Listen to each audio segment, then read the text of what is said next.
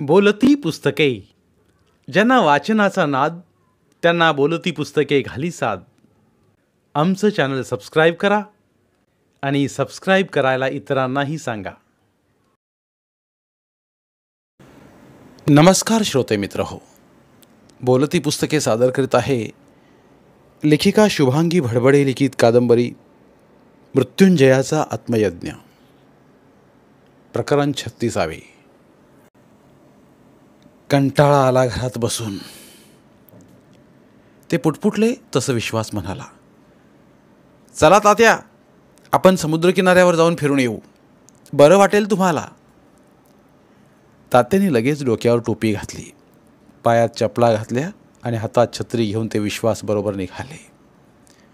एका हातात छत्रीचा आधार तर दुसऱ्या हाताला विश्वास होता. ते सागर दर्शन घेऊन मजेत परत आले होते. आज मात्र ते एकटेच आले होते, कुणालाही न सांगता, केवळ सागराला भेटायला. त्यांना पाहून तोही लहरी लहरीतून हसला, म्हणाला, अवकाशातला सूर्यदेव आता आमच्याच क्षितिजाशी आलेत, विसावलेत.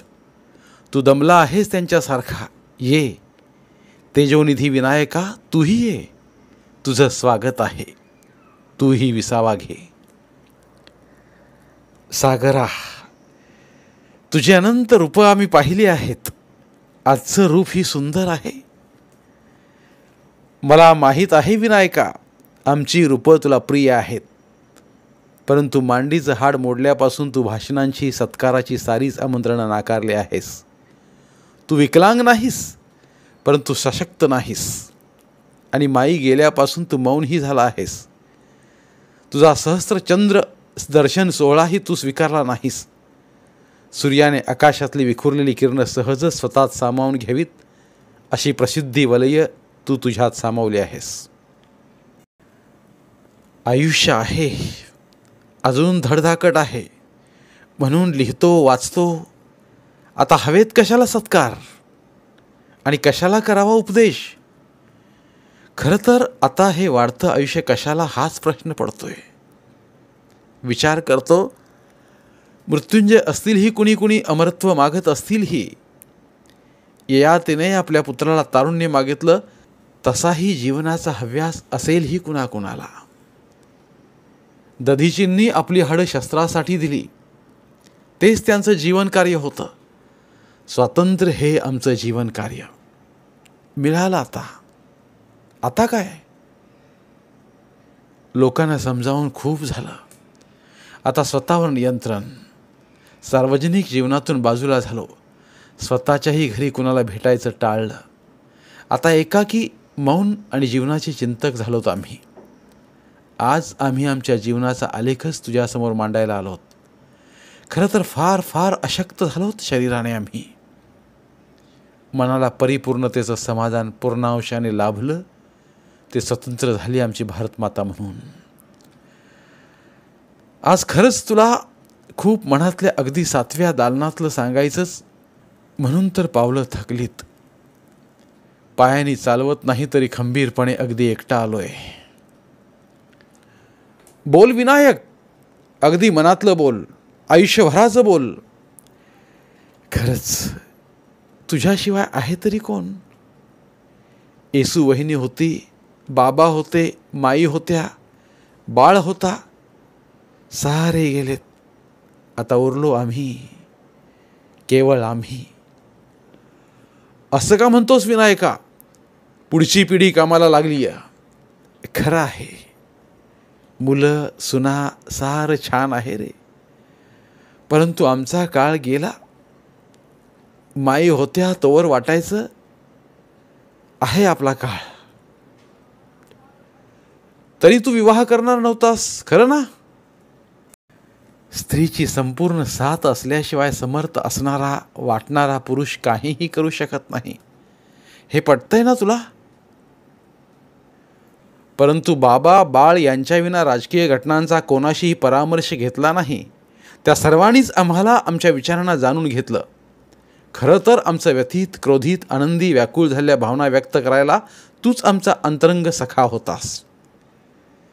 तुझ्याविना अन्य कोणीही कधीही अंतरंग सखा नव्हता. आणि आणि होती एक प्रेरणा, आनंद, सुख देणारी सखी, आमची कविता. तीही आमची अंतरंग सखी होती. परंतु काळाबरोबर स्वातंत्र्यासाठी जीव पणाला लावून धावत गेलो आणि ती मागे रेंगाळली. स्वातंत्र्याची ऊर्जा अशी काही होती की मुंबईला आल्यावर आमच्यासह ती आली नाही हे आता उमगले. ती राहूनच गेली सागरा, रत्नागिरीच्या तुझ्याच किनाऱ्यावर. शब्दांचं भांडार तिने आम्हाला महाकाव्य, खंडकाव्य, दीर्घ कविता यासाठी दिलं. कुसुमादपी कोमल संवेदना आणि वज्राहून कठोर भावना तिनेच प्रगट केल्या आमच्या अंतरंगातून. ती गेली आणि आम्ही कोरड्या मनाचे राजकीय पुरुष झालो. नाही विनायका, समाज मनाला काय हवं काय नको, भारत मातेच्या स्वातंत्र्यानंतर समाज कसा सुखी राहील याचाच तू सतत विचार करत राहिलास. काही नाही रे सागरा. एक लक्षात आलं, हाती सत्ता आणि अधिकार नसेल तर कितीही आपल्या कार्याचे ढोल वाजवलेत, सत्याच्या कितीही तुताऱ्या वाजवल्यात तरी त्या व्यर्थ असतात. आम्हाला शोक नाही कशाचा. काय कितीही म्हटलं तरी समाजात परिवर्तन यायला, सत्य समजायला काळच जावा लागतो हेही आम्हाला ठाऊक आहे. मग आता चिंता कशाची? मेघाआड गेलेला सूर्य प्रकाशमान झाला की सत्य हे प्रगट होणारच. तुझे शब्द कधीही वाया जाणार नाहीत विनायका. बालवयापासून तुझा परिचय आम्ही पाहिला आहे, ऐकला आहे.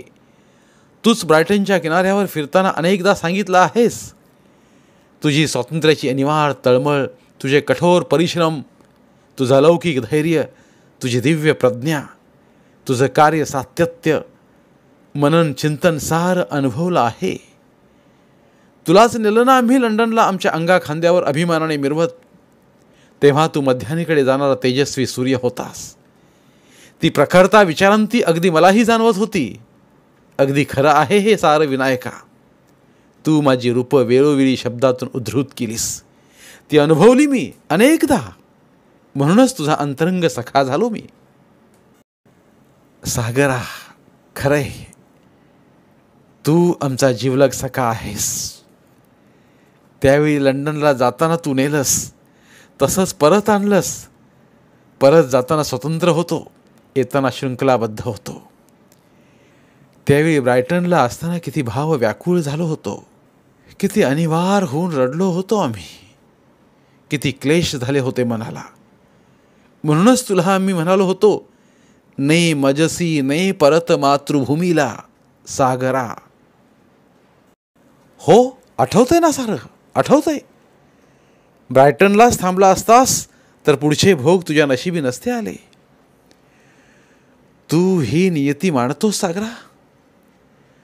भगवान श्रीकृष्णाने जरी कर्मयोग सांगितला तरीही विनायका, एकटाच अर्जुन रथात असता तर तो विजयी झालाच असता असं नाही. तर दैवरूपाने श्रीकृष्ण त्याच्या सहकार्याला होता.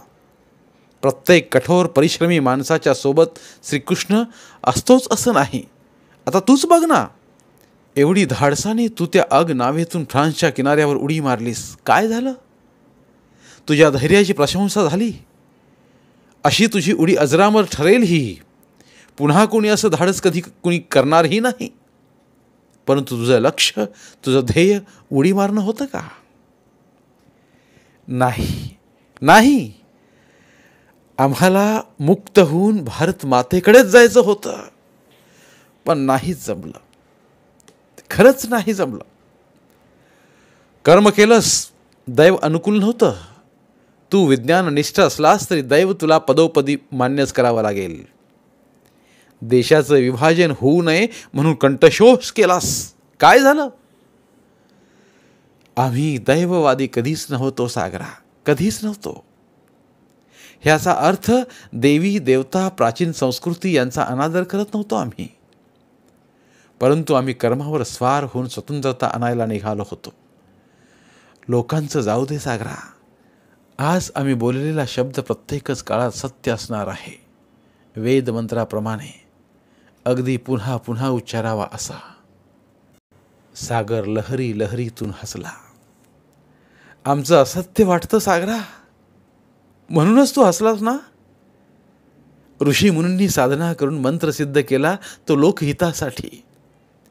तो चिरंजीव झाला कारण त्यात लोकहित एवढीच भावना होती. आणि आम्हीही साधना केली. तन मन धनच नव्हे तर आमचा संपूर्ण परिवार त्यासाठी अर्पण केला आम्ही. आणि आत्यंतिक विश्वासाने उच्चारलेले अनुभूतीतून सिद्ध होणारे शब्द हे वेद मंत्रासारखेच प्रभावी नाहीत का? आहेत विनायका, आहेत. तुझ्या भावना, तुझी व्याकुळता आम्हाला ब्रायटनच्या किनाऱ्यावरच कळली असं नाही. अत्यंत व्याकुळ होत, अत्यंत दुःखी मनाने एका प्रज्ञावंताला, इतिहासकाराला, कवीला, सशस्त्र क्रांतिकारकाला अंदमानात घेऊन आलो तेव्हा माझ्या अपार जलात माझेही अश्रू मिसळले. तेव्हा तू मला भेटायला आला होतास, आठवतं? सागरा, कधी कधी वाटतं सारे प्रयत्न केले अंदमानमधल्या कैद्यांसाठी, त्यांच्या शिकवण्यासाठी, आरोग्यासाठी, क्रांतीची बीजं रोवण्यासाठी अनेक प्रयत्न केलेत, त्यांच्या सुटकेसाठी. तुला तर माहीतच आहे. मग तू असा विषण्ण का विनायका? वाईट तर काहीच केलं नाहीस ना, कामचुकारपणा केलास ना, कुणाला अर्वाच्य बोललास. मग का असा एकाएकी निराश झालास?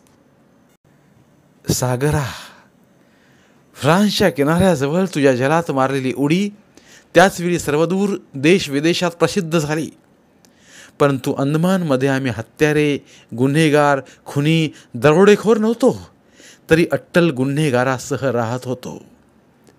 आमच्या भूमीच्या स्वातंत्र्यासाठी संघर्ष करणारे आम्ही राष्ट्रद्रोही होतो, ब्रिटिशांना घातक होतो. म्हणून 50 वर्षांची म्हणजे मृत्यूपर्यंतची शिक्षा दिली. तीही आम्ही भोगत होतोच. त्यातही कविता सखीसोबत होती आम्हाला. तुझी मात्र कमाल आहे. कोणालाही कधीही कोठडीच्या भिंतीवर काट्याने कविता लिहावी हे सुचलंच नसेल. किती बहर आला होता तुझ्या काव्याला. प्रचंड कष्टाच्या डोंगरावर फुलं फुलत होती ती काव्याची. ही तुझी कल्पना उचलून घेत मीही अवकाशातली नक्षत्र कोरून घेतली मनातल्या मनात. तुझं ठीक आहे, तुला सारंच साध्य होतं. तू नेहमी सफल होतोस आणि रागावलास की सारं नष्ट करतोस. तुझं महत्त्व कधीही कमी होत नाही. परंतु आम्ही असं कुठे काही करतो? आमचा क्रोध आमच्या पुरताच. खरं तर आम्ही ब्रिटिश सरकारला कुठेही कधीही माफी मागितली नाही. आणि का मागावी? आम्ही आमचं स्वातंत्र्य मागितलं, त्यात गुन्हा कोणता?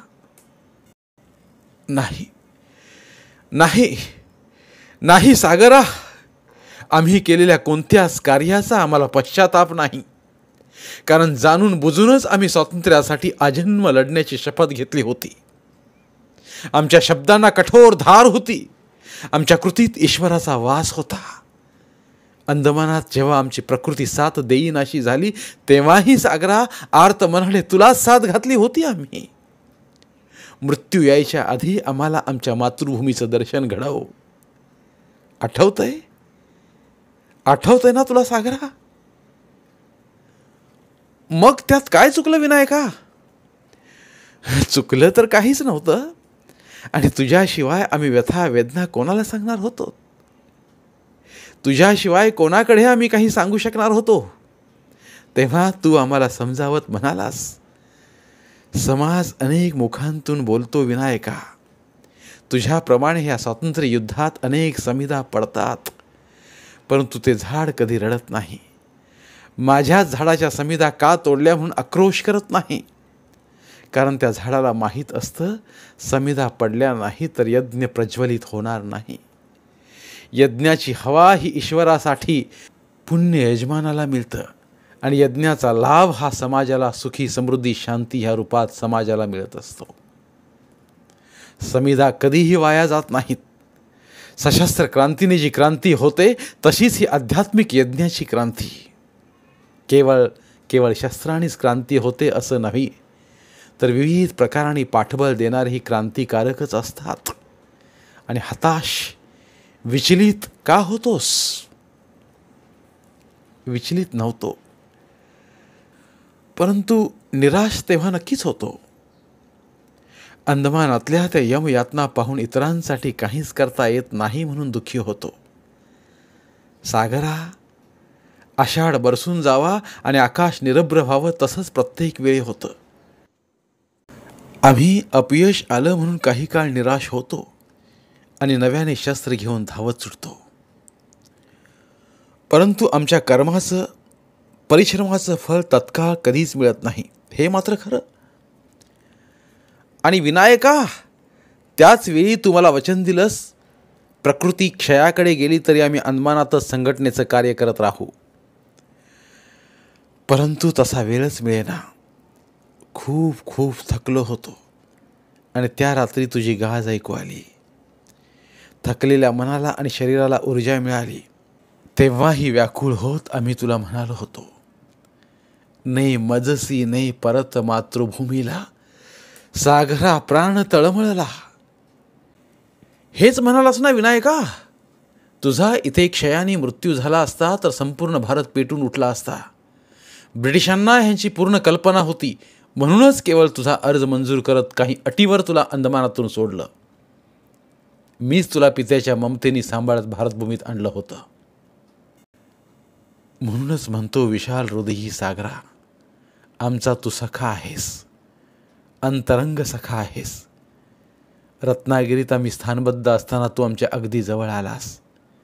आता आम्हाला सशस्त्र क्रांतीसाठी काही करता येणार नव्हतं. खरं आहे विनायका, सामाजिक परिवर्तन ही पण क्रांतीच असते. समाजमन परावर्तित करणं हे इंग्रजांच्या भारतभूमीवर लावलेल्या पारतंत्र्याच्या शृंखलेपेक्षा वेगळं नव्हतंच कधीही, कोणत्याही काळात. सागरा, ह्यावेळी मात्र आम्ही तुझी अनंत रूपं पाहिली. उषा राणीच्या मंदिरातून येणारा प्रसन्न शुभदायी सूर्य तुझ्यात पाहिला. मध्यानीचा प्रखर सूर्य आम्ही तुझ्या जलात स्वतःला शांत करून घेताना पाहिलं. दिवसभराने श्रांत झालेला सूर्य स्वतःची किरणं स्वतःत घेत हसत हसत वसुंधरेचा निरोप घेताना तुझ्या किनाऱ्यावर पाहिलं आम्ही. तुझं सळसळतं रूप पाहिलं. तुला पावसात अमर्याद होताना पाहिलं. तुझ्याच किनाऱ्यावर टेकलेल्या इंद्रधनुतून लढिवाळ सूर्यही पाहिला. तुझ्याच नादाने आम्ही नादावलो. म्हणून काही तू तुझ्या कल्पना प्रत्यक्षात आणायचं भान सोडलं नाहीस विनायका. रत्नागिरीत केलंस परिवर्तन, अखिल भारताने दाद द्यावी असंच होतं ते. तुझ्याकडे येणाऱ्या महापुरुषांना मीच तर आणत होतो, त्यांची तुझी भेट घडवत होतो. पुढे मार्ग झाले, बसेस आल्या, तोवर मीच होतो तुझा सेवक. असं म्हणू नकोस, मित्र म्हण. आणि सेवा वगैरे शब्द वापरू नकोस सागरा. रत्नागिरीतून मुक्त होऊन मुंबईला आलो आणि तुला भेटायला आलो. सहन केलं, यातना होत होत्या मनाला. आम्ही अंदमानमध्येच क्षयाने मरण स्वीकारलं असतं तर आम्ही महान क्रांतिकारी ठरलो असतो का? हा प्रश्न 100दा मनात आला. तुझ्याच जवळ आलो आम्ही पुन्हा. मुंबईच्या तुझ्या स्नेहल स्वरूपाचं दर्शन मला सुखकारक वाटलं. परिस्थिती न जाणून घेता लोक अकारण दोष देतात. तू का मनावर घेतोस? मी जाणलंय सारं. असं लोक बोलत बसतील म्हणून तुझं कार्य कमी होणार आहे का? तुझ्या जीवनाचा अर्थ संपेल का? नाही ना. तुझं स्वातंत्र्यप्राप्तीचं ध्येय तुला पूर्ण करायचं आहे. हिंदू महासभा अभिनव भारताचं काम नेटाने करायचं आहे तुला. आणि मग आम्ही विरश्री संचारल्यागत तुझ्या किनाऱ्यावरून परतताना अनेक संकल्प, अनेक योजना घेऊन परतणार होतो. पण थांबलो. कधी कधी विचार करतो सागरा, सारे आरोप आमच्यावरच का? का? सागर पुन्हा लहरी लहरीतून हसला. आता परत का हसलास? तू इतिहास लेखक आहेस विनायका. तुला ज्ञात आहे, राणा संघाच्या शरीरावर 80 वार केल्याच्या खुणा होत्या. वार हे होतच असतात. तेच वार अंगा खांद्यावर अभिमानाने मिरवायचे असतात. तुला सांगू विनायका, जो प्रसिद्धीच्या शिखरावर आपल्या कार्यकर्तृत्वाने पोचलेले असतात त्यांना खाली ओढण्यात लोक अपयशी ठरले की चिखलफेक करतात. अखेर तो चिखल त्यांच्यापर्यंत पोचतच नाही आणि पोहोचला तरी ते डागाळत नाहीत. तू भविष्यवेत्ता असलास, द्रष्टा असलास तरी मी तुला सांगतो विनायका, मी त्रिकालज्ञ आहे. तू नव्हतास तेव्हाही मी होतो. तू आहेस तरी मी आहे. तू नसलास तरी मी अनंत आहेच.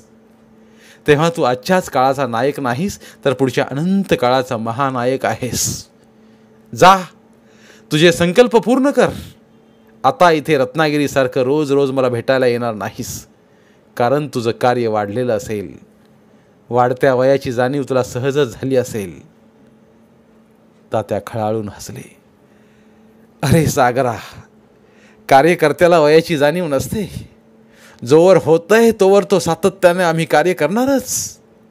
क्षणभर विचलित झाली की तुझ्याकडे ऊर्जा आणि धैर्य मागायला येतो. सखाना तू आमचा. कितीतरी महिन्यांनी ते सागर किनारे आले होते. तसं तर घर आणि सागर यात खूप अंतर नव्हतं, परंतु कार्यव्याप वाढला होता. भारत स्वतंत्र होण्याची प्रक्रिया सुरू झाली होती. हिंदुस्तान या शब्दाच्या प्रतिष्ठेसाठी, व्यापकता आणि सर्वसमावेशक यासाठी ते लिहित होते, भाषणं देत होते, फिरत होते. आजही वेळ मिळताच ते सागर किनारी आले होते.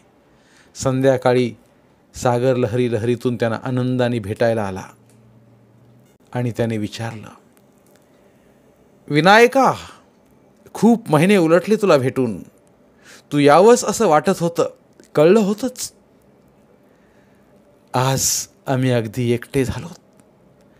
हे तर घडणारच ना विनायका, हे तुला मी सांगावं. परंतु तुम्हा तिघांच्या पत्नी चिरंजीव झाल्यात त्यांच्या समर्पित भावनेनी. कधी ते चिडल्या नाहीत, रडल्या नाहीत. तुम्हा तिघांना त्यांनी नेहमी समजून घेतलं. त्यांच्या मूकवेदना मी जाणल्या विनायका. आता तुला सून नातवंडे आलीत. मुलंही तुझ्याचप्रमाणे वागत आहेत. आता संपली ना तळमळ सारी. तुम्ही तिन्ही भावांनी परिवाराला नेहमीच गृहीत धरलं. खरं ना? हे अगदी खरं आहे.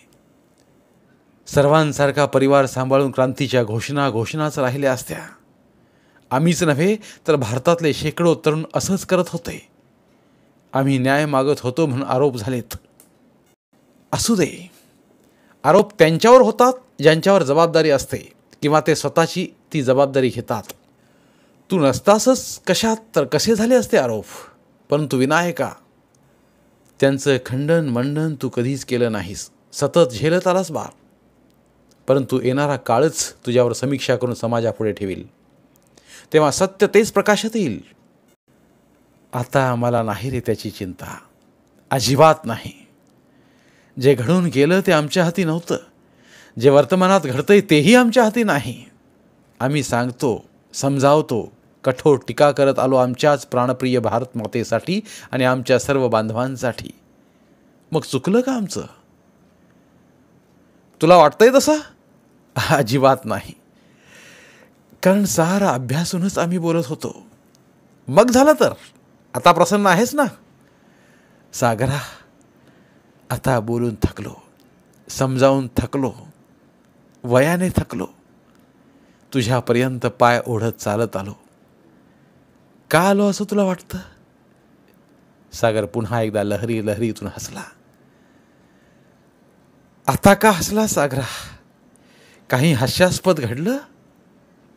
नाही रे विनायका, तू वाक्चातुर आहेस, विचारवंत आहेस, द्रष्टा आहेस, समालोचक आणि समीक्षक आहेस.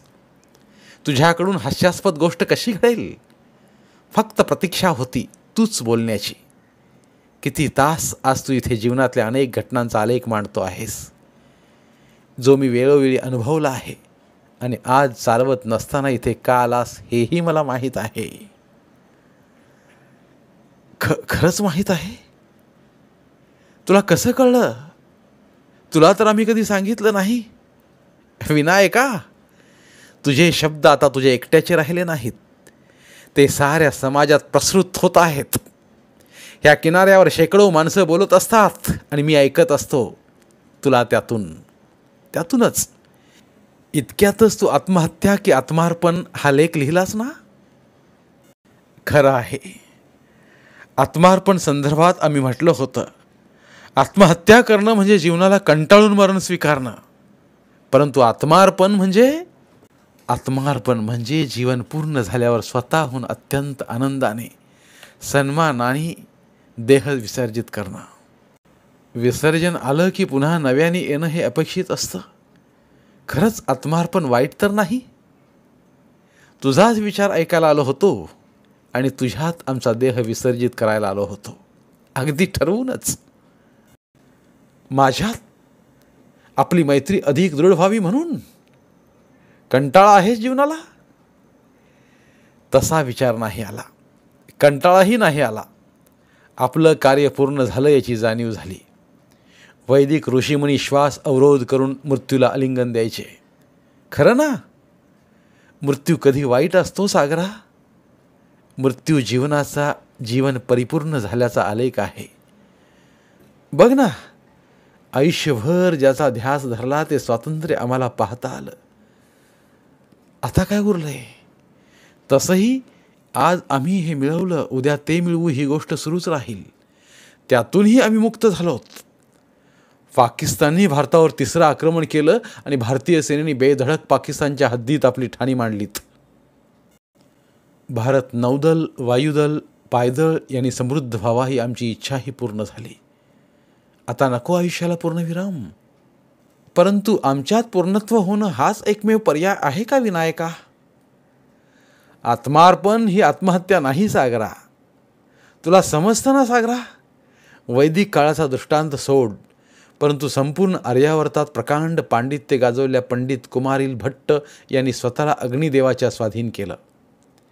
हिंदू धर्माची लयाला गेलेली संस्कृती आणि धर्म यांना जागृत करून आद्य शंकराचार्यांनी समाजात सन्मानाने योग प्रक्रियेने काशी नरेश अमरीशा शरीरात घातला. आता परत आणला ही गोष्ट वेगळी, परंतु अखेर त्याने आत्मार्पण केलं. वैष्णवाचार्य चैतन्य महाप्रभू यांनी जलप्रवेश केला, कार्य पूर्णत्वाला गेल्याच्या समाधानात. ते कशाला सागरा? आपलं कार्य पूर्ण झालं म्हणून ज्ञानेश्वरांनी अवघ्या 21व्या वर्षी संजीवन समाधी घेतली. दासबोधाचे रचयिता शिवाजी महाराजांचे गुरु समर्थ रामदास स्वामी यांनी अन्नत्याग केला. हा मार्ग आपण चालावा असा विचार मनात आलाच नाही असं नाही सागरा. आता प्रश्न पडलाय, आपण खाण्यासाठी जगतो की जगण्यासाठी खातो? खरंच जीवनाचा आता उद्देश काय? देहवेणूच्या 9 द्वारातून मुक्त होऊन अंतरिक्षात एक उंच भरारी मारावी, न परतण्यासाठी असं आता वाटू लागलंय. सागरा, कळवळून तळमळून व्याकुळ होऊन तुला अखेरची साद घालतोय. ने मजसी ने. आता देवभूमीला, पितृभूमीला, पितरांच्या भूमीला ने मजसी ने. जिथून आलोय तिथंच जायचंय, तिथंच जायचंय. मागे एकदा मी म्हटलं होतं, देवाकडून येताना देश लागतो, त्याच देशात आम्हाला आमचा समाज स्नेहीजन असतात. आता देवा, तू आम्हाला आता आमच्या भारत देशातून तुझ्या प्रदेशात ने मजसी ने. सागरा, प्राण तळमळला. सागरा, ने रे ने. त्यांनी मनातून आर्त साद घातली. खरंच ने रे सागरा, आता नाही रे सहन होत. खरंच नाही. तात्या मनातून कोसळले होते. त्यांना अनिवार्य झालं होतं. त्यांचं जीर्ण शरीर गदगदत होतं. डोळ्यांतून ते किनाऱ्यावरच्या वाळूत बसले होते. संध्याकाळ धुसर झाली होती. सूर्यही पश्चिमेचा निरोप घेत दूर देशी निघाला होता. सागराच्या लहरी शांत होऊन तो धीरगंभीर किनाऱ्यावर बसला होता. तात्या छत्रीचा आधार घेत कष्टाने उठले. एक एक पाऊल टाकत सागराजवळ आले. सागराने त्यांच्या पावलांना हळूवार स्पर्श केला. गडद अंधार सावल्या दाटून आल्या होत्या. त्यांना स्वतःच सामावून घेण्यासाठी सागर हलकेच पुढे सरकला आणि परत मागे गेला. तात्यांच्या पावलाखालची वाळू घसरली. आता ते कोसळणार तोच त्यांना शोधत येणाऱ्या विश्वास विक्रमनी त्यांना सावरलं. तात्या, तात्या, घरी चलावं, सारे वाट पाहत आहेत. तात्या त्यांच्या आधाराने परतत होते, परंतु वळून त्यांनी सागराकडे अश्रू भरल्या नेत्रांनी पाहिलं आणि मनोमन उद्गारले, सागरा, आता तुझी आमची भेट नाहीच, परंतु आम्ही पराजित होणार नाही. तो आमचा स्वभावही नाही. आम्ही प्रायोपवेशनाने मृत्यूला सादर आमंत्रित करू, परंतु तुझी आमची ही अखेरची भेट.